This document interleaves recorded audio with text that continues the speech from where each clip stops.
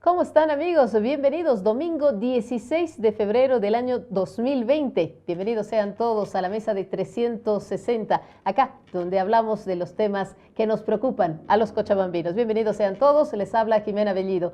Voy a empezar de inmediato a saludar a quien me acompaña en esta mesa.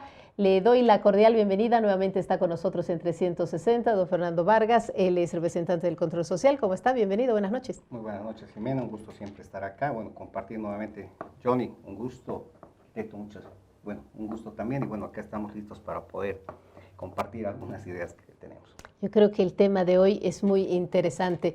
Don Juan Cabrera, arquitecto, bienvenido otra vez en 360, es verdaderamente un placer tenerte de nuevo. Jimena, Johnny, Fernando, un gusto siempre estar aquí y pues empecemos a hablar. Claro que sí, tenemos harto de qué hablar. Johnny Antesana, arquitecto urbanista, ¿cómo estás? Johnny, siempre me acompañas con estos temas, sobre todo que tienen que ver con el desarrollo, con la gestión, y esos son tus temas, así que voy a aprovechar mucho de ti hoy. ¿Cómo estás? Pero que además son producto del carnaval que hemos vivido durante estos años, el tema que vamos a propósito del carnaval. A propósito del carnaval, ¿no? Y por supuesto con Juan un gusto compartir, y con Fernando también, que tienen dos visiones diferentes, perdón, no diferentes seguramente, pero de lugares distintos, de visiones distintas, y bueno, con gusto ahí vamos a charlotear. Claro que sí. Hoy vamos a hablar de desarrollo, vamos a hablar de gestión, pero también vamos a hablar de lo legal, de lo ilegal, de corrupción, de toda esta, parecería, anomia social que estamos viviendo, no solamente en Cochabamba, también en el país, pero que de pronto en lo que es el ámbito de Cochabamba, sobre todo en los municipios del eje, parece que nos está llevando a una situación límite. ¿Cómo podemos los cochabambinos pensar en un desarrollo, en un futuro, en un bien común, cuando de pronto hay muchas situaciones que convergen para hacer las cosas como no se deben, para torcer las cosas, por supuesto, en perjuicio de los demás? Vamos a hablar hoy de este tema porque las personas que me acompañan en esta mesa conocen mucho de estas situaciones y bueno, hay que encontrarle la punta al ovillo. Bueno, voy a empezar contigo en un principio. ¿Cómo podemos planificar el desarrollo de nuestras ciudades cuando la norma no existe y si existe se tuerce fácilmente? Cuestión de salir y protestar 5 minutos y tenemos loteadores que vuelven legales sus terrenos, tienes comerciantes que vuelven legales sus casetas. Es decir, es una falta de autoridad, es un tema de dirigencia, es un tema de autoridad. ¿Qué es esto? ¿Cómo podemos guiar el desarrollo de los municipios, si se quiere? Uy, qué pregunta más difícil. Más complicada, me enredaba además. Definitivamente muy complicado. Creo que hay que ver desde diferentes puntos de vista. En mi opinión, planificar lo estamos haciendo permanentemente, ¿no? Una práctica cotidiana de cualquier persona. Los gobiernos municipales están haciendo planes desde que son gobiernos, básicamente. Los últimos años también han hecho planes de diferente tipo, etc. Pero evidentemente el problema está en la debilidad del gobierno, del Estado, para hacer cumplir estos planes, por un lado. Por otro lado, está en toda esta lógica prebendal que ha entrado el Estado, ¿no? Al gobierno. Creo que los principales impulsores entre comillas, de este debacle no son solamente los pobladores, sino el gobierno municipal también, ¿no? Y en ese marco es muy difícil pensar una respuesta. Yo estoy pensando mucho el último tiempo que una de las formas de lograr que esto sea más efectivo es reduciendo el Estado. Tenemos gobiernos, en términos administrativos, más grandes, por lo tanto, mayor corrupción, mayor complicación, mayor prebenda. Menor eficiencia. Exactamente, menor eficiencia. Es que la prueba es esa, ¿no? O sea, todos los gobiernos que hemos ido teniendo el último tiempo, o pasando el más, han agrandado tanto el aparato administrativo que finalmente ha reducido eficiencia, ¿no? ¿Y es difícil controlar? ¿A eso te refieres? Es difícil controlar, está prebendalizado. Los que participan del gobierno, el gobierno que es para todos, son gente que no necesariamente está vinculada con estas capacidades para hacer eso quizás, o representa finalmente a actores que no van a permitir esto, ¿no? O sea, el transporte público está manejado por los transportistas. Las administraciones de la tierra, del suelo, de planificación, muchos actores de ahí adentro del gobierno municipal están vinculados con los negocios de la tierra, etcétera, etcétera. Entonces, no sé si es una respuesta correcta, pero creo que hay que empezar a pensar en reducir el Estado, ¿no?, a que cumpla las funciones básicas, seguridad, quizás, no sé, control general, administración de cosas determinadas. Creo que va por ahí, porque ahorita es muy difícil poder decir la pregunta. No tengo una respuesta clara, porque no es un tema de plan. Claro, me imagino, no puedes planificar no es un tema de plan, esto, ¿no? No es un tema de tipo de gobierno, bueno, tal vez de tipo de gobierno sí. Es muy complicado, prefiero que vayamos dando vueltas y ahí vamos a ir discutiendo varias cosas. A ver, pero ¿qué pasa, por ejemplo, en el ámbito de Cochabamba? Vamos a ver, nos vamos al cercado, donde tú tienes temas macro, qué sé yo, grupos que quieren lotear el Parque Tunari, protestan acá mientras están haciendo barbaridades y allá arriba. Cuestión parece de doblarle un poco el brazo a la autoridad y ya está, ¿no es cierto? Pero tienes otras cosas que también son micros y de pronto es parte de esta anomia social de la que yo hablaba. Tú en algún momento me comentabas, por ejemplo, situaciones que suceden en la ciudad, qué sé yo, tienes una urbanización, esta urbanización es cerrada, se hace como una especie de, no sé si es correcto el término, como una especie de enclave porque nadie puede pasar, ni siquiera si hay urgencia, no hay nada, no puedes acceder al otro lado, es un lugar completamente privado y eso no debería ser así. Eso es en contra de la norma, por ejemplo. ¿Quién controla? Nadie controla. Tú, ciudadano, puedes hacer lo que tú quieres.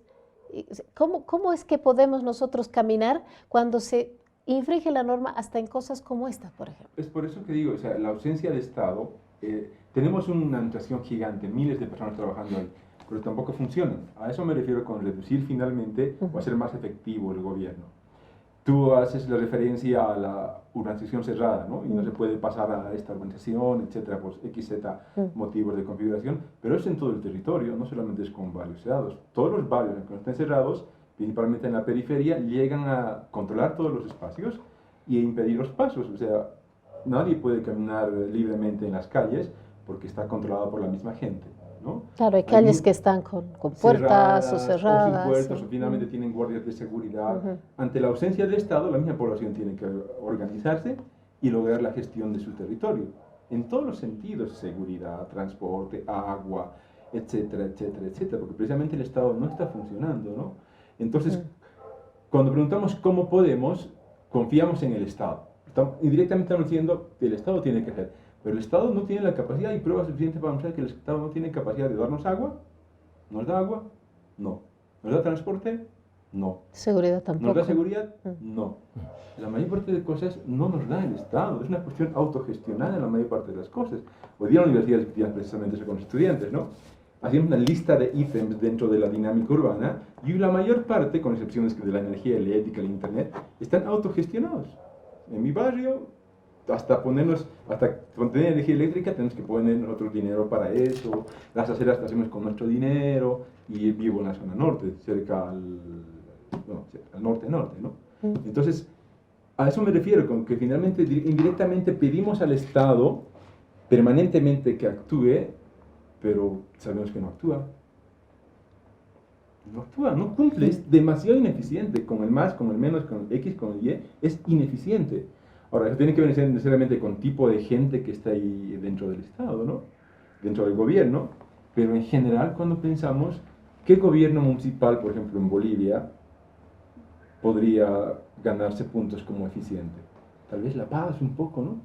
Pero después, todos están de cabeza, no sé, sigamos discutiendo. Quizás desde el ámbito de lo urbano podríamos decir que hay una crisis de Estado.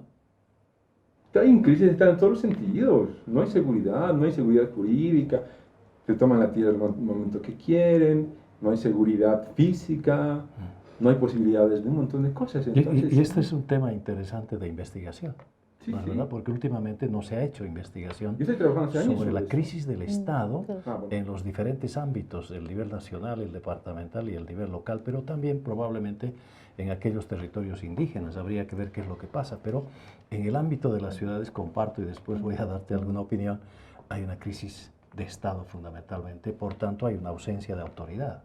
Y si hay ausencia de Estado, ausencia de autoridad, obviamente la norma es inexistente, porque además hay un factor que es deprimente y que vamos a seguramente mencionar cuando participe, el tema de la corrupción creciente. Claro, me imagino que parte por lo que dice Juan, ¿no? Sí. Es decir, uno se autogestiona, tienes que buscar el camino. A Sí. veces el camino es la coima o es el dirigente, ¿no es cierto? O alguien corrupto por ahí que es fácil de comprar y vas buscando el camino cuando no es el mismo Estado el que está más bien propendiendo a que la ilegalidad esté imperando, como en el caso acá, por ejemplo, el tema de tierras, ¿no? Una cosa chiquita, no solamente es corrupción, sí, por supuesto, Mm. pero también es necesidad, principalmente necesidad. Si yo voy a vivir en la periferia y sé que el Estado va a llegar de aquí a 30 años, yo voy a instalarme agua, voy a hacer mi casa como pueda, porque también es necesidad, no solamente es corrupción. Y después veo Y qué ahí hago. no hay Estado, claro, y el Mm. Estado va a llegar después de 30 años a regularizar, ¿no? Y empezar a cobrar impuestos para nada. O sea, por digo, yo creo que hay una ausencia de Estado en general, ¿no? En el escenario urbano. Yo no sé si el tema de reducir el aparato estatal puede generar o puede garantizar una tal vez menos corrupción en el tema de la administración pública. No nos olvidemos que el crecimiento urbano ha sido tan grande y obviamente el proceso de desconcentración del aparato público de alguna u otra manera debería coadyuvar en el tema de no hacer burocráticos los procesos administrativos. Ahora, obviamente reducir el aparato estatal, sea a nivel nacional, departamental, municipal, puede generar mayor burocracia y también susceptible a ser más corrupto. Hay también susceptibilidad de corrupción. Lo que pasa es que tenemos tantas instancias en la administración pública, por ejemplo, hablaban de falta de seguridad, hay una Secretaría de Seguridad Ciudadana, ¿funciona o no funciona? Tenemos falta de servicios básicos, hay una institución que debería garantizar el tema de los servicios básicos, ¿funciona o no funciona? No funciona. ¿Por qué? Porque en tal caso no es el tema de la cantidad, sino más bien creo que es el tema de la calidad de gente y de profesionales que pueden estar administrando, o las autoridades que en su momento han sido electas en base simplemente también a propuestas prebendales. Porque el prebendalismo ha campeado durante los últimos 20 años, y creo que en política es normal hablar de manera prebendal, pero yo creo que no nos hemos dejado llevar los cochabaminos, los bolivianos, sobre todo por el prebendalismo, asistencias, el tema de garantizar algunas cosas, los loteamientos, legalizar lo ilegal, te voy a aprobar tu plan, te voy a aprobar tu edificio, te voy a aprobar la ampliación de la mancha urbana, y si no lo hago, pues estoy susceptible a que los grupos sociales vengan. Porque el tema aquí es quién gobierna. Yo creo que la cabeza de todo es quién gobierna. Y en este caso, ¿quién nos gobierna en Cochabamba, por ejemplo? ¿Nos gobierna un alcalde, una alcaldesa, un interino, un oficial, un original? ¿O nos gobiernan esas organizaciones como comerciantes, transportistas, organizaciones que se han incrustado en el tema de la administración pública? Algo que comparto con Juan, que es muy cierto, ¿no? ¿Quiénes colocan a los administradores de la cosa pública? Si tenemos una oficina de vialidad, por ejemplo, ¿quién coloca? ¿Lo coloca el alcalde? No, lo colocan los transportistas, ¿no es cierto? No, tiene que ser uno porque conoce nuestras necesidades. Claro, pero aquí no velan por las necesidades del pueblo, velan por las necesidades. Vemos el tema de mercado. Difícil juez y parte, ¿no? ¿A quién colocamos? No, es que el comerciante tiene que definir.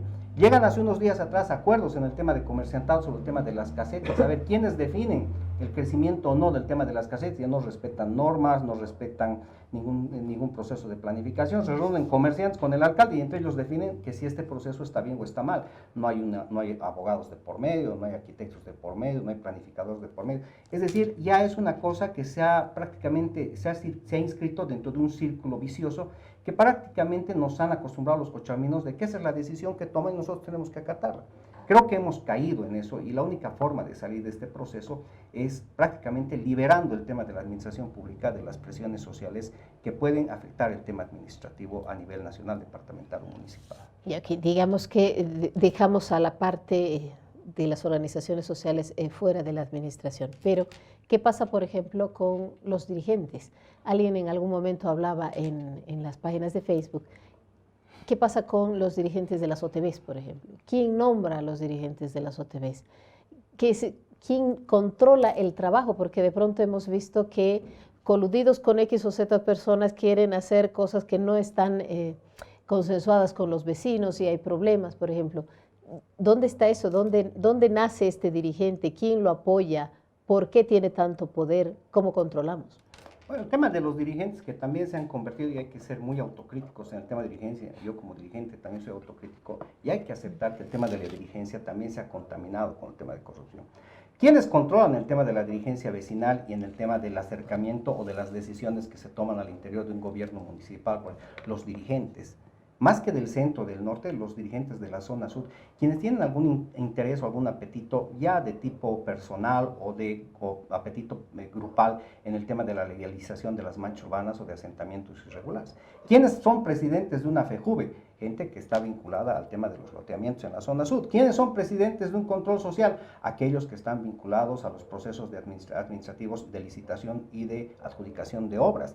¿Quiénes están a la cabeza de esto? Son ellos mismos quienes nos han prácticamente encarcelado en este. Ahora, ¿quién los elige? No son los vecinos los que eligen, porque si yo los desafío a ir a una asamblea de vecinos y ver cuántos vecinos acuden a una reunión. ¿Cuántos se enteran? Claro, cuántos se enteran que hay un presidente, o quién es el presidente de un hotel. Hasta para sacar una certificación de domicilio, un vecino que está en la zona dice, necesito saber quién es el presidente, pero es el que vive al lado de tu casa, pero yo no sabía. Entonces, en tal caso, esa es la razón fundamental. Pero ¿quién los reconoce? Contrariamente a la norma, los reconoce el alcalde de turno. Y ese alcalde tú tiene que reconocerlo porque es el que le va a firmar su POA, es el que le va a firmar sus procesos de obras, es él quien va a aceptar todo lo que haga el gobierno municipal, más allá de la decisión o no democrática de los ciudadanos. Siempre hay una vinculación en estos temas. Por ejemplo, el tema tierras, a ver, ¿quiénes han sido los que han aprobado la ley 247 de ampliación de la mancha urbana y de legalización de los predios? ¿No es cierto? Dirigentes de la zona norte que están vinculados con el tema de los loteamientos, Efraín Chambi. ¿No es cierto? Entonces, ellos, y en una propuesta totalmente política además, ¿no? Él es senador, ¿no? Claro, actualmente senador del Movimiento al Socialismo. Ha hecho una asamblea en la Coronilla, han aprobado la ley y han dicho, bueno, a partir de hoy se aplica esto y tienen 3 semanas los gobiernos municipales para empezar a aprobar sus propias leyes de ampliación de la mancha urbana, sin ningún tipo de consenso o de planificación. Aprueba en función a las necesidades o a las solicitudes que tengan las organizaciones sociales en las zonas donde se quiera ampliar. ¿Se afecta a qué? Áreas agrícolas en la zona sur y también se quiere afectar áreas protegidas como el Parque Nacional Tunari. Entonces, todo esto viene vinculado justamente a un tema de propuesta demagógica política que van haciendo las autoridades de turno, los actuales senadores, los futuros senadores. ¿De dónde salen los candidatos para estas elecciones? De estas mismas organizaciones que en época de elecciones tratan de presionar para decir o apruebas mi norma, o bloqueo, cierro, o te doy el voto castigo.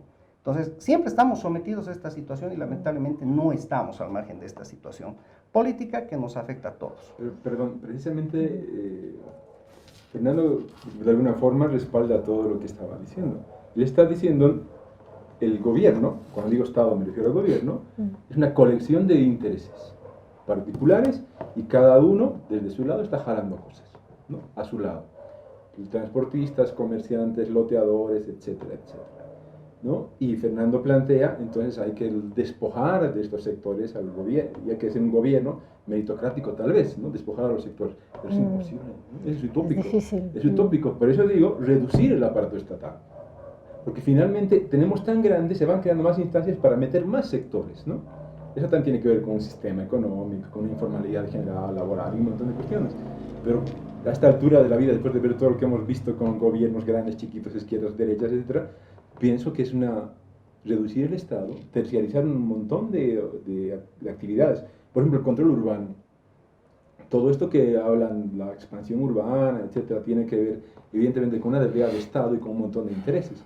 Pero quien tiene que cumplir ahí el límite urbano, el control es el Estado, pero tampoco puede, ¿no? Digamos, terciarizar eso, que el control urbano sea privado como en el caso colombiano. O ecuatoriano también. Claro, ¿no? Es un conjunto, una policía, si quieres, urbanística que está 24 horas recorriendo la ciudad, viendo que las casas no se construyan fuera de norma, que los parques no estén cubiertos, etcétera, etcétera. Entonces, el Estado en general es ineficiente.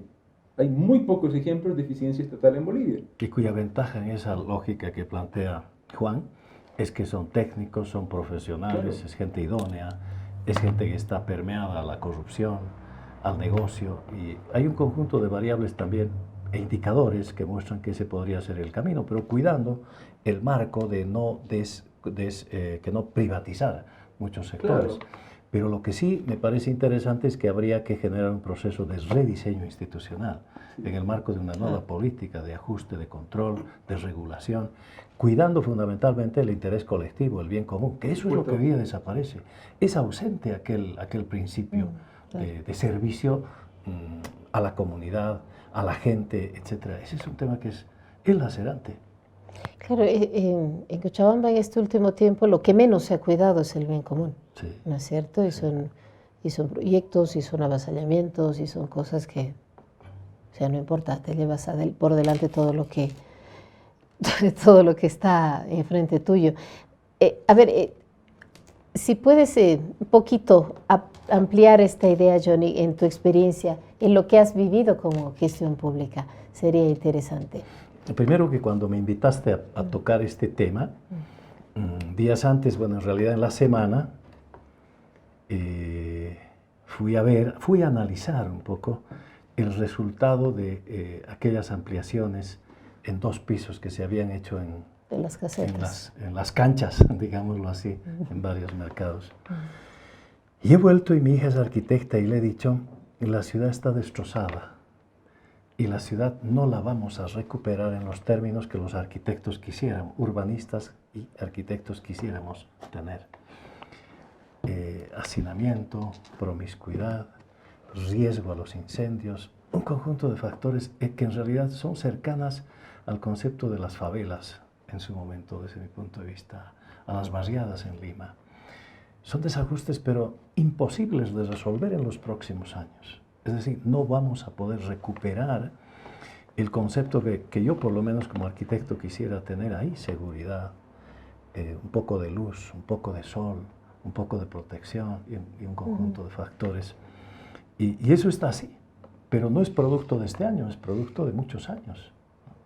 Es un proceso permanente de incorporación, de perfeccionamiento, del trabajo sociopolítico que hacen ahí quienes son adjudicatarios de los sitios municipales, porque esos sitios son de la ciudad, son de la gente.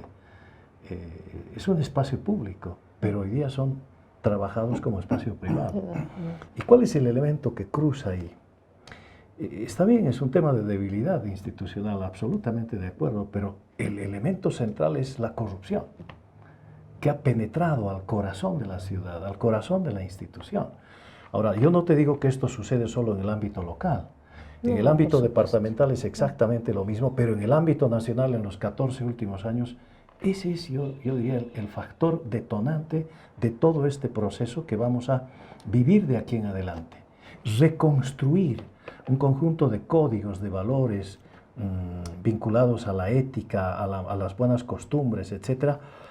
Ese es el reto de las nuevas autoridades, y eso es lo más difícil de reconstruir, porque al medio está vigente una espuma que es el poder económico, el poder político, el poder social, y un conjunto de factores que ahí quienes manejan definitivamente son los dirigentes que pertenecen a los partidos políticos que forman parte del gobierno local, departamental y nacional. Es decir, la autoridad desde hace mucho tiempo en Bolivia, y principalmente voy a decir en el ámbito local o municipal, ven ese Estado, ese pedacito de Estado, como un medio de enriquecimiento.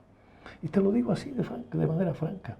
Porque además no permiten de que esas autoridades tengan otro conjunto de atributos, que sean profesionales en el tema de la administración de las ciudades, del propio urbanismo. Y con esto no te quiero decir que nosotros seamos exactamente ellos, ¿no? Pero no hay la vocación, no hay la formación, no hay la actualización, porque a veces hay autoridades jóvenes que manejan la ciudad con códigos del anterior siglo, y hay gente vieja, gente mayor, que maneja con códigos viejos también. Entonces no se aplica aquello que en otros países funciona. Y yo no me voy a referir, digamos, a países como Estados Unidos, no, cerquita en América Latina. Pero además hay otro elemento que a mí me parece triste. 1948, más o menos hasta el 61, el MNR incorpora en la lógica de la administración y de la tierra la ocupación del suelo urbano. y ahí tenemos San Miguel, Cerro Verde, Alto Cochabamba, etc. Hoy día, en este nuevo siglo, la herencia del MAS es grave, está al sur, ¿no? Pero no solo de nuestro municipio, pero se castiga a la gente, porque se vive de la gente que no tiene recursos, se enriquece de la gente que no tiene recursos, y son los gestores políticos los que se aprovechan de la necesidad de vivir, ni siquiera de necesidad de tener una vivienda, de vivir, porque no tiene lote, porque no tiene habitación, porque no tiene energía eléctrica, porque no tiene agua, porque no tiene transporte, y se gestiona por la vía política ese tema. ¿Y quiénes se enriquecen? Los gestores políticos, porque pertenecen a una estructura de poder importante. Entonces, el desafío en adelante, yo soy un convencido de que la gente debe cernir en este momento para poder encontrar instrumentos o mecanismos que puedan trabajar por el bien común. A ver, tú decías, en ciertos ámbitos ya va a ser muy difícil dar marcha atrás y ordenar las cosas. Pienso que sí. Juan, tú eres un estudioso de este tema de la tierra. ¿Cómo estamos en Cochabamba con esto? Porque lo decía bien Johnny, es desde el mismo estado incluso que se ha impulsado, si se quiere, este tipo de avasallamientos, no importa lo que se lleve por delante, inclusive áreas arqueológicas como en Quenamari, por ejemplo, cosas así. ¿Cómo estamos? A ver, estamos mal. ¿Qué tan mal? En la construcción de la ciudad, vamos a llamar, ¿no? Hay básicamente 4 lógicas. Una es el Estado, ¿no? El Estado, a través de dotar espacio público y de interés social, logra. Otra lógica es el mercado, ¿no? Yo loteador, bueno, yo empresario privado, como en el caso de Santa Cruz, o urbanizador legal, genero suelo. Otro actor es la necesidad, ¿no? O sea, yo necesito suelo, me consigo tierra donde pueda, en el lugar donde pueda, la idea es vivir en Cochabamba para tener más oportunidades. Y una cuarta lógica es la necesidad y el mercado, donde se meten los loteadores y se aprovechan de la necesidad, ¿cierto? Entonces, la mayor parte del escenario urbano cochabambino está dominado, mejor dicho, el escenario por loteadores, ¿no? Y ahí difiere un poquito con Johnny, no necesariamente se aprovechan de la necesidad, ya viendo Cochabamba, ¿no? La mayor parte de urbanización periférica o ampliación de áreas urbanas que tenemos en Cochabamba no está habitada. La mayor parte de la gente apuesta a tener lote para capturar posteriormente su plusvalía. Lote de engorde, digamos. Exactamente, es así de simple. Algún dato hemos hablado aquí con datos de las 19.000 hectáreas ocupadas en Cochabamba al año 2015 más o menos. Estamos hablando de más o menos 3.500 hectáreas al interior de lotes que no están ocupados. La gente no necesita vivienda, entre comillas, ¿no? Porque si necesitaría vivienda, todas las viviendas que el gobierno ha hecho de interés social estarían llenitas. Y no es Lo que no sucede. La gente lo que apuesta, y esta es lógica de pobre, de medio, de rico, de todos. Se ha puesto que si preguntamos a la audiencia, la mayor parte intenta tener más de un lote, ¿no? Más de una tierra. Especialmente porque eso implica seguridad a futuro, ¿no? Implica mayor plusvalía, implica todo eso. Y en ese marco es el mercado, el loteador, el Estado que está incentivando ese tipo de modelo. Uno, porque el Estado hace la vista gorda. Por otro lado, porque el modelo, la debilidad es tal, sigo hablando de la debilidad, es tan grande que no me asegura el Estado seguridad social, no. Seguridad médica, muy poquito. Entonces, apuesto a la tierra como único ítem repositorio de capital que va a garantizar. Si mi hija quiere casarse de aquí a un tiempo, si yo me enfermo del corazón necesito dinero, vendo la tierra, vendo la tierra. Entonces, está muy vinculado con eso. El problema es el impacto, ¿no? Bueno, finalmente todo el mundo tiene derecho a tener dinero. Claro. Estamos en un escenario de libertad, de mercado y todo. El gran problema es el impacto ambiental, el impacto económico. Cada día vamos extendiendo más la mancha urbana y debilitando al Estado. Me refiero a que de aquí a, no sé, a Quenamari, la alcaldía de Colcapiro va a llegar en 30 años, si es que llega. Mientras deforestación, mientras CO2, mientras contaminación, mientras más polvo, mientras impermeación de la capa que llega al acuífero, etcétera, etcétera. Entonces estamos bastante complicados. Sin embargo, eso también está incentivado por una miopía súper grande, un poco como decía Johnny, respecto a las lógicas de intervención de gestión urbana. Seguimos pensando que el plan es una varita mágica y seguimos haciendo planes, ¿no? Los que se hacen, partiendo de la lógica del de que el Estado controla el territorio. ¿Es miopía o es incapacidad? Miopía. Miopía, yo creo que es miopía y después le viene incapacidad. Porque miopía porque no logro ver cómo funciona. A ver, por ejemplo, ¿cómo se desarrolla el suelo urbano, digamos? Primero se ocupa, luego se habita. Aquí. Pero en la lógica de los planes, ¿cómo es? Primero se urbaniza, ¿no? Repito, en la lógica que tenemos, primero se ocupa, luego se urbaniza. Urbaniza entendiendo como el proceso de dotación de servicios, infraestructura, etc. Pero según los planes, primero se urbaniza y luego se ocupa.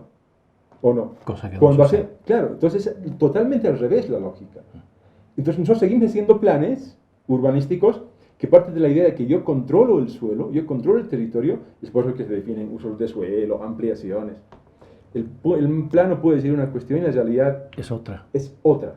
Entonces ahí me refiero a miopía, ¿no? La gente no está viendo cómo funciona la lógica del suelo, la lógica del mercado, la lógica urbana, digamos, y siguen creando instrumentos que no responden a esa realidad. Claro. Es por eso que tenemos amnistía y regulación por única vez, cada 13 años, cada 2 años, por única vez o por última vez, porque va por ahí. Entonces son varios factores, ¿no?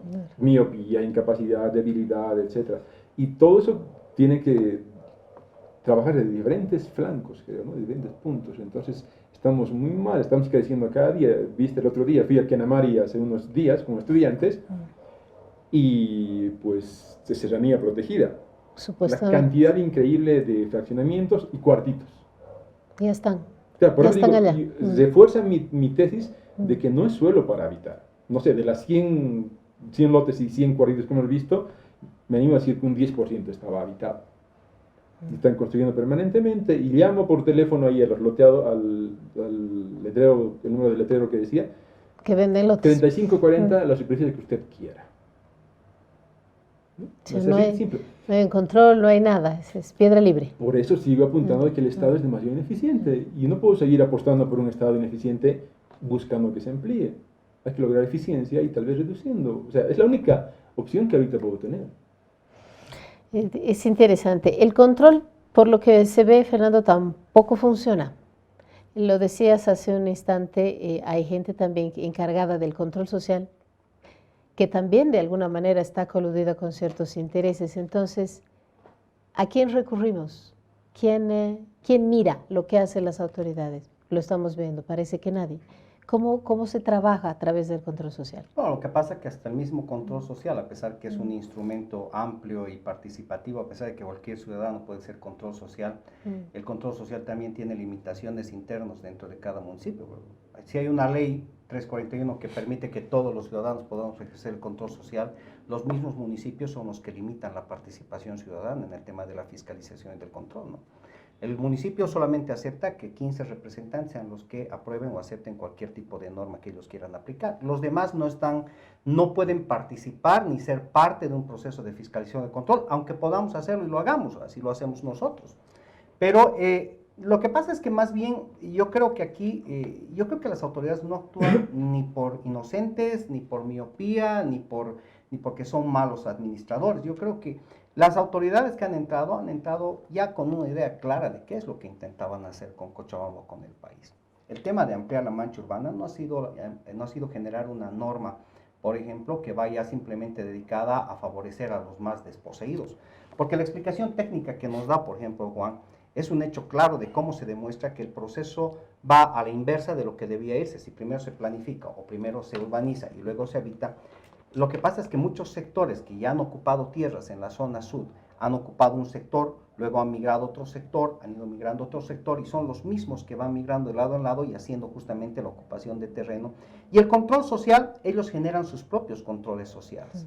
Ellos mismos generan sus propias articulaciones con el municipio. Entonces ellos son los mismos que acreditan a sus representantes. Por eso, ¿quién los elige? Son estos mismos grupos de poder que tienen algún tipo de conveniencia personal, política o institucional o grupal en el tema, sobre todo de este problema que se llama el tema tierra en Cochabamba. Entonces, ese es el problema que tenemos nosotros como control social, que estamos prácticamente enfrentados, los que fiscalizamos por generar un bien, un control real, un control efectivo en el tema, acudiendo a la denuncia pública, acudiendo a la denuncia institucional. ¿Cuántas denuncias hemos presentado nosotros como control social a la Contraloría, al Defensor del Pueblo, al Ministerio de Transparencia, es decir, al mismo Consejo Municipal? ¿Cuántas denuncias hemos presentado sobre el tema de asentamientos, el tema de aprobación de normas, construcciones ilegales, construcciones irregulares? ¿Cuántas denuncias hemos presentado que nunca han tenido solución porque son las mismas autoridades quienes controlan el proceso de fiscalización y de control, y a las mismas instancias como estas, la Contraloría, el Consejo Municipal, etcétera, etcétera, también las controlan ellos mismos? Es decir, hay algún tipo de interés conjunto en esto que no permite que se pueda ver con claridad a dónde queremos apuntar a Cochabamba. Pero de todas formas, nosotros, los ciudadanos, los vecinos, creemos que este proceso de control y de fiscalización a estos problemas que están planteando ahora, se nos hace muy difícil porque son prácticamente enfrentarse con conjuntos sociales que han venido prácticamente a negociar con la tierra en Cochabamba. Y eso no solamente es arriesgar la salud, es arriesgar la vida, es arriesgar todo, porque son sectores que prácticamente se han dedicado a ocupar por la fuerza el territorio. Y ahí está la prueba clara, las confrontaciones y los enfrentamientos que se han dado, por ejemplo, en la zona de lo que era antes donde se vendía autos, que es... ¿Qué se llama esta? Donde es el problema de Olmedo con los que tuvieron los asentamientos, Sofraco, ¿no es cierto? Enfrentamientos con dinamita, muertos y todo lo demás, detenidos. Es decir, este tipo de situaciones se dan día a día. En la serranía de San Pedro, lo mismo, ¿no es cierto? Sí, donde hay confrontación, donde hay lucha de intereses por el tema tierra, ni el control social puede acceder porque ellos mismos han generado sus propios grupos de poder. Entonces se enfrentan a quien tengan que enfrentarse, y ese es el problema. Arriesgan lo que tengan que arriesgar con tal de tener este predio, este terreno, para que puedan tener este terreno de engorde y a futuro dinerito, y lo tienen que cuidar a como de lugar enfrentándose a quien sea. Entonces es ahí donde creemos que ya no solamente pasa porque el control social sea parte activa de denuncia o de control, sino pasa también porque las autoridades sean y hagan respetar lo que dicen las normas. Y falta principio de autoridad en nuestro país respecto a las autoridades para que hagan respetar esta norma, porque ese principio de autoridad tiene que decir que quien es alcalde, presidente, gobernador, tiene que tener los mecanismos necesarios para hacer respetar, pero no lo hace porque no hay un principio de autoridad, es decir, ya no hay ese respeto a la autoridad que había antes, que se podía tener con una autoridad para decir si aquí no se construye, por ejemplo, estas casetas, es decir, no debía haberse construido esas casetas, pero lo han hecho porque ha habido una situación también de negociado interno en los mercados. Entonces se ha roto absolutamente con todo lo que podía haberse subsanado durante tantos años de pelea que se ha tenido en Cochabamba. Sobre el punto, o sobre los puntos, sigue afirmando, Fernando, las tesis que planteo. Entonces, ni el control social ni las instituciones, como están diseñadas, funcionan. Pero es que hay que aclarar algo. El control social no es un ente de coerción, ni es un ente de decisión ni de ejecución. El control social es un ente de fiscalización, pero que tiene sus limitaciones. Pero como podamos hacerlo, podemos acudir a las instancias. Entonces, tampoco tenemos la varita mágica para solucionar esto. Podemos presionar a los alcaldes de turno, como que lo hacemos. Los hemos presionado a todos, cholangos, chalis, y etcétera, etcétera. Los hemos presionado para que cumplan la norma. Pero siempre hay un mecanismo interno que ellos manejan, claro, para tratar de coartar la participación ciudadana. Viendo resultados, ninguno funciona, a eso me refiero. Volvemos de nuevo a la debilidad de instituciones. De todo el del Estado. Claro, del Estado y las instituciones vinculadas a estos y hablamos por gobierno. Pero creo que el camino un poco tiene que ver con la planificación urbana, ¿no? Seguimos aplicando recetas pasadas, esperando que funcionen. Es lo mismo, el control social, como está diseñado, no funciona. No porque ellos no quieran, digamos, porque finalmente hay un conjunto de elementos al interior de la institución que no permiten. Pues entonces ahí apoyo la moción de John en que rediseñar todo ese tipo de institucionalidad alrededor. Por ejemplo, ¿qué se ha hecho en Brasil respecto a los loteos? Se ha negociado y se ha creado acuerdos con los loteadores. Se ha creado la figura del urbanizador social, por ejemplo, ¿no? Identificamos todos estos, es como la guerra contra las drogas, ¿no? ¿Cuántos años están matando, el negocio de las armas es más grande dentro del narco y se sigue prohibiendo, se sigue yendo a matar, a ir contra los narcotraficantes con armas? La opción podría ser legalizar. En este caso puede ser una cuestión similar. Lograr acuerdos con estos actores intervenir determinados ámbitos del mercado del suelo, por ejemplo, lograr una regulación diferente, porque con la misma estrategia tenemos 20 años que estamos probando y no funciona. El caso brasileño es súper importante. Urbanizador social, te sientas con los loteadores, llegas a acuerdos, llegas a un conjunto de técnicas, de un montón de cuestiones que tú quieras, y puedes remitir, o puedes reducir cosas, impactos, etc. Porto Alegre en Brasil, casi todo el Brasil es una experiencia interesante alrededor de eso. No has reducido, no ha eliminado, pero has reducido de gran manera. Porque la lógica, los instrumentos que hemos diseñado como Estado no funcionan. Pero ahí ¿No es legalizar lo ilegal? Pero ¿quién define lo legal? El Estado. El momento en que el Estado te crea una norma, indirectamente está creando lo legal y lo ilegal. Piensa en el escenario urbano. El escenario urbano, cuando la alcaldía pone una rayita que se llama radio urbano, el momento que está rayando y está aprobando, está creando la zona legal y la zona ilegal.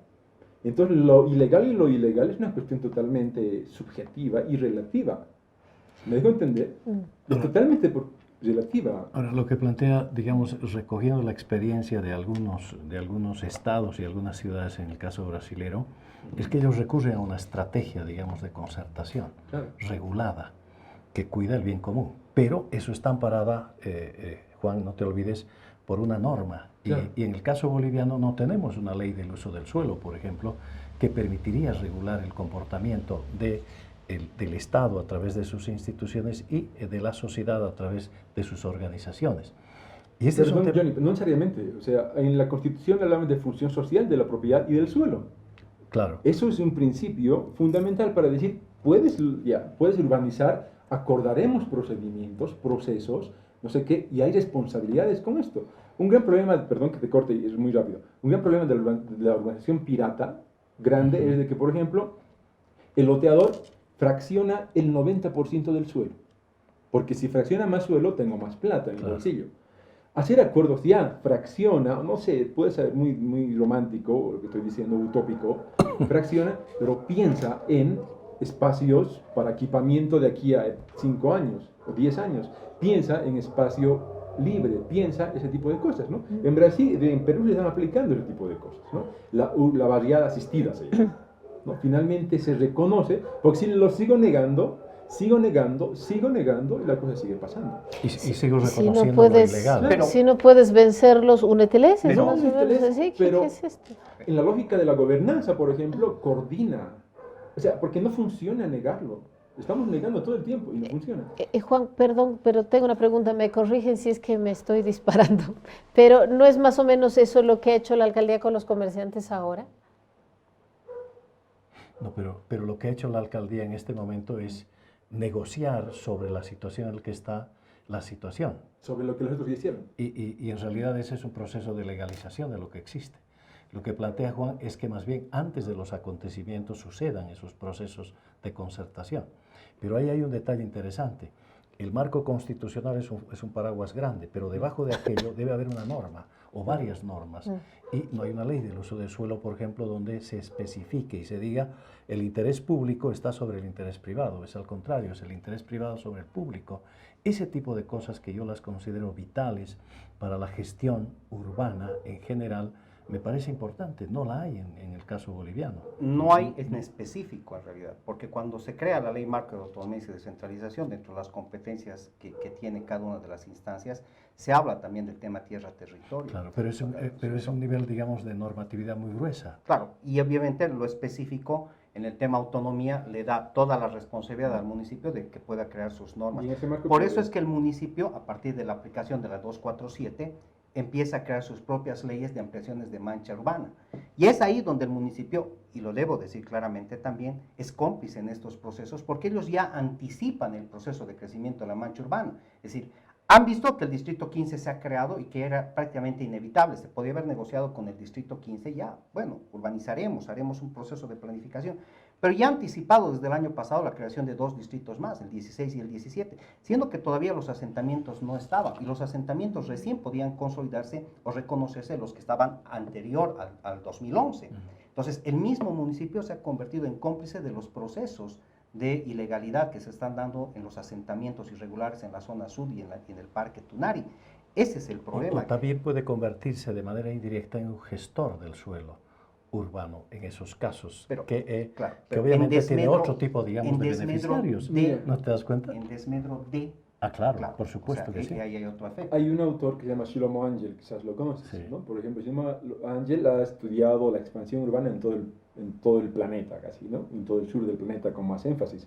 Y él dice, por ejemplo, la expansión urbana no se va a parar, así de simple. Claro. La estrategia que él plantea, por ejemplo, es aparato del sector público, compre tierra en la periferia.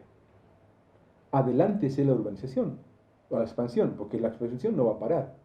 Adelántese a la expansión, compre tierra del sector público antes de avisar a nadie y a través de eso espere la expansión. Claro, como un mecanismo de regulación. Exactamente, espere la expansión.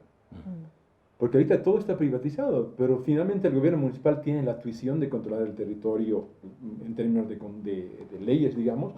Puede decir, este terreno me compro antes de que haya un proceso de expansión, no sé qué, y lograr controlarlo. Finalmente, cuando toman, o sea, no sé, tener la posibilidad de controlar, de distribuir servicios, o distribuir, mejor dicho, suelo para X cosas, etcétera, etcétera. Entonces, finalmente la idea es repensar los mecanismos de solución, porque seguimos quejándonos, pero seguimos aplicando lo mismo. Claro, antes, hace muchos años, claro. Juan todavía no estaba ni siquiera estudiando en la facultad, nosotros llevábamos un banco de tierras, por ejemplo, que permita regular aquello. Una de las grandes debilidades es de que los gobiernos locales no tenían, digamos, el marco económico, el marco financiero como para acudir a ese mecanismo de regulación. ¿Es importante? Absolutamente importante. ¿Es posible de hacer? Por supuesto que sí, pero eso va a depender fundamentalmente de la mirada con la que la autoridad le dé al proceso de desarrollo de las ciudades o de la ciudad de Cochabamba, en este caso, ¿no? Si tengo tiempo, te cuento un A ver. solo mecanismo. Dale. Brasileño, por ejemplo, ¿no? ¿Quién no quiere tener derechos de propiedad del centro de la ciudad? ¿Quisiera tener un terreno en la América? Quizás sí, porque eso implica mayor accesibilidad, mayor cosas, muchas más cosas. En el caso brasileño, lo que han hecho es crear un instrumento que se llama transferencia o venta de derechos de construcción, ¿no? Toda la franja de la torrentera X tiene propietario, ¿de acuerdo? Señor, deme su terreno, estas 2 hectáreas, Yo al le gobierno doy. municipal, y yo le cedo derechos de construcción sobre la América. Que son en metros cuadrados o pisos. Por Claro. Claro. ¿no? Ya. Le cedo Horizontal y derechos de, vertical. aquí me das tus 2 hectáreas, te doy 300 metros cuadrados para que los vendas en el mercado inmobiliario. Y como todo el mundo quiere construir más pisos sobre la América, pues vende el derecho de construcción. Ujú. ¿No? Eso hay de Estados Unidos hasta Francia, hasta Brasil, hasta Colombia, ¿no? Cosas que son, así que tienen que ver con, refiero a miopía, porque como no entiendes el problema, finalmente sigues aplicando la misma cosa.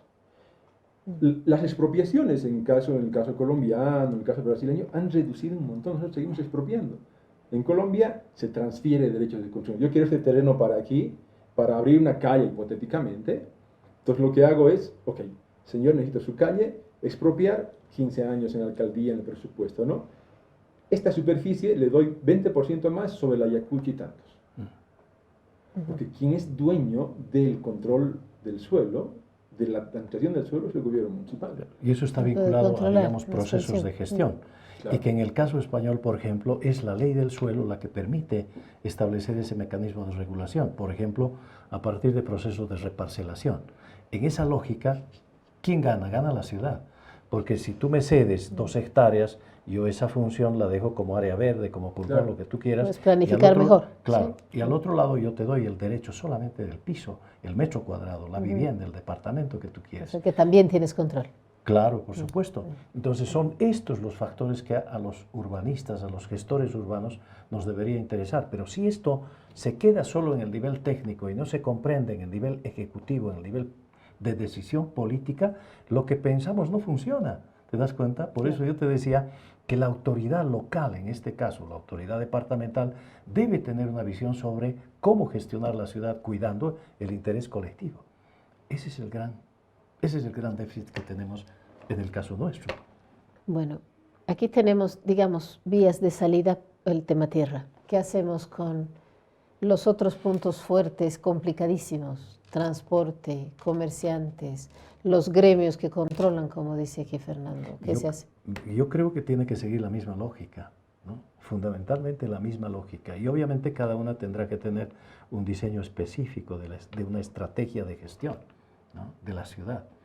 Y creo que ahí parte de un principio de concertación, básicamente. Fíjate, por ejemplo, lo que algún momento yo les he planteado a los dirigentes, porque no pensamos, les dije así, de incorporar una red de transporte, entre comillas, masivo, donde la capacidad del vehículo no sea más de 80 pasajeros, entre sentados y de pie. Entonces, si nosotros armamos aquello, existen mecanismos de financiamiento para poder adquirir el vehículo, la flota, etcétera, etcétera. Y con eso nosotros entramos a una ciudad precisamente con un sistema que va a disminuir el nivel de contaminación, va a dar más frecuencia, vas a ganar más plata de lo que estás ganando en este momento. Pero ahí ellos se preguntaban y decían, ¿pero cómo voy a ganar? ¿Te das cuenta? Y ellos están en la lógica de que si yo tengo mi carrito 1, el carrito 2, el carrito 3, etcétera, yo debo cuidar de que cada uno me dé 20 pesos. ¿Sí? Pero si yo le digo, tenemos solamente 2 y ganamos 100 pesos en vez de que tú ganes 60, ¿qué te conviene?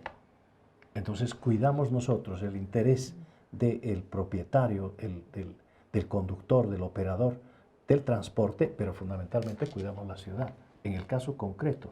Ahora, el tema del comerciantado es mucho más difícil y complicado, por supuesto que es mucho más difícil. Bueno, ya lo decías tú, hemos llegado a un nudo terrible. Fernando, desde tu experiencia, ¿qué opinas? Bueno, yo creo que en el caso, por ejemplo, del comerciantado, nosotros teníamos la esperanza de que los procesos de desconcentración de actividades económicas del centro de la ciudad hacia el sur o hacia zonas periféricas podía haber funcionado.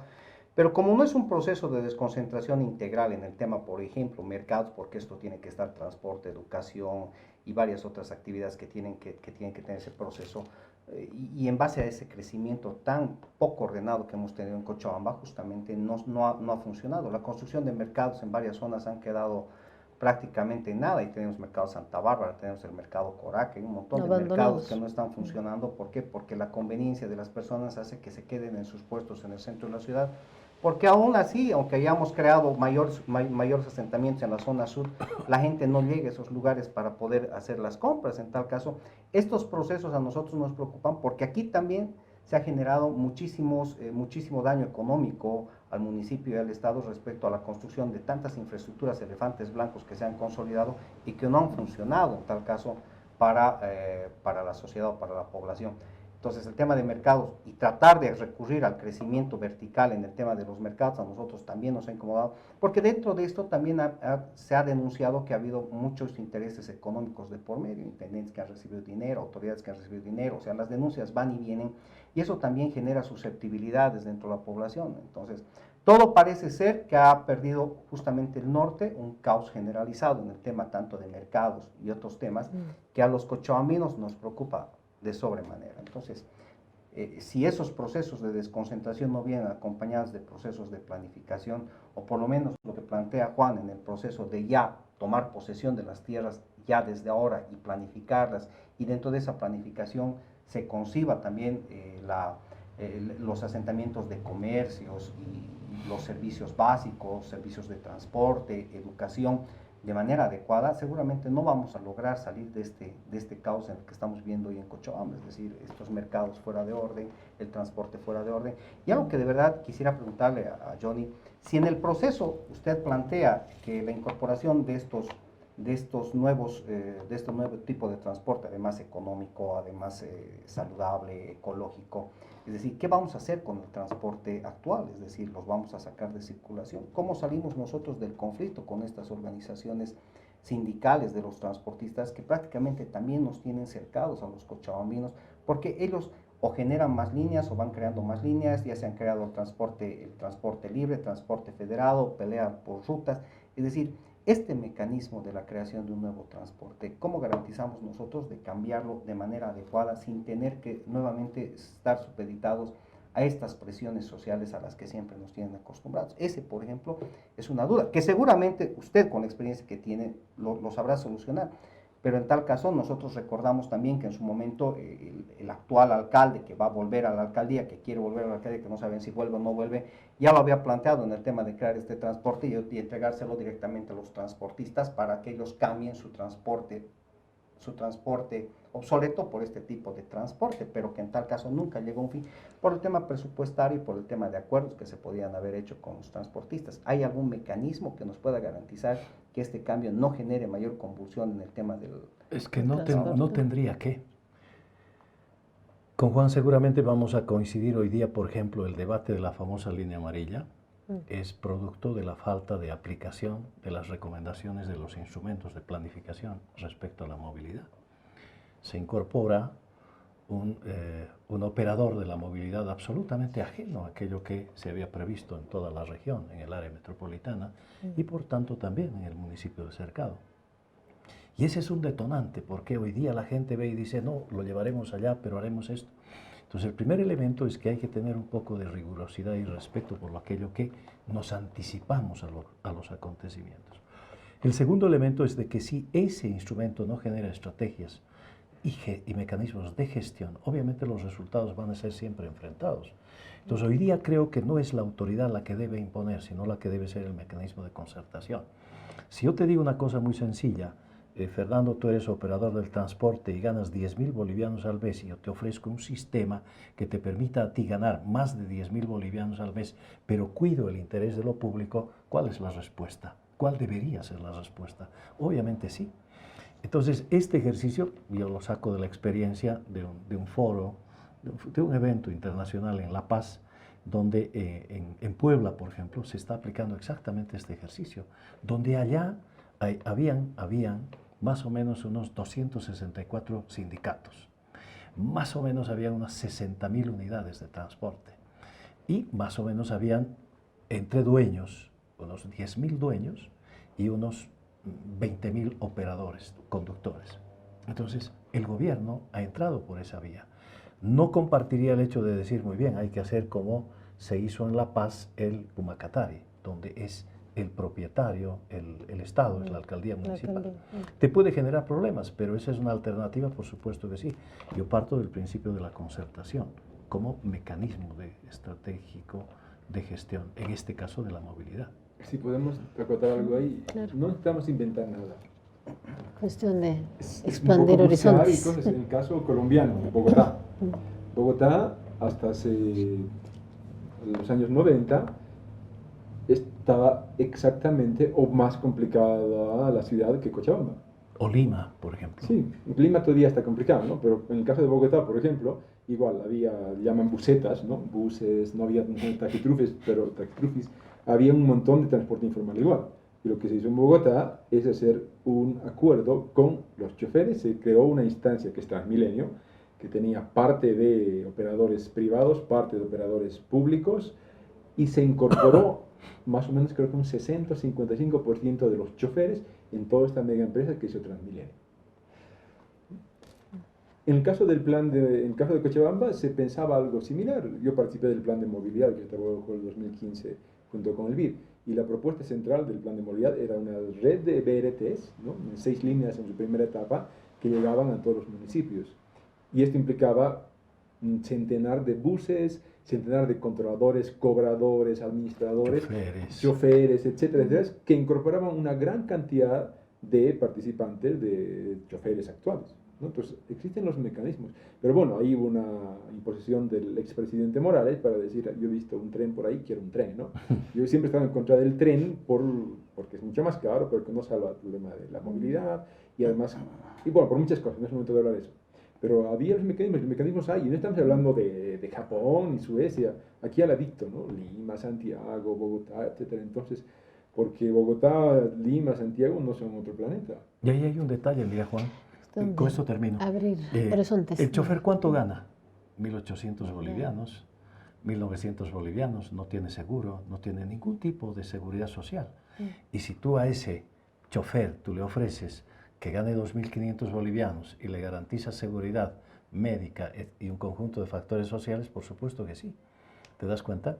Sí, hay un conjunto de empresarios, porque también el transporte público en Cochabamba y en Bolivia es producto de que muchos son empresarios también que tienen varios vehículos y que contratan choferes. Claro. Entonces, si a ellos también tú le dices, ¿cuánto ganas? Ganas 10.000, pero ¿cuánto gastas en mantenimiento? Gano 5.000. Muy bien, vas a ganar 12.000 y vas a gastar en mantenimiento 1.000.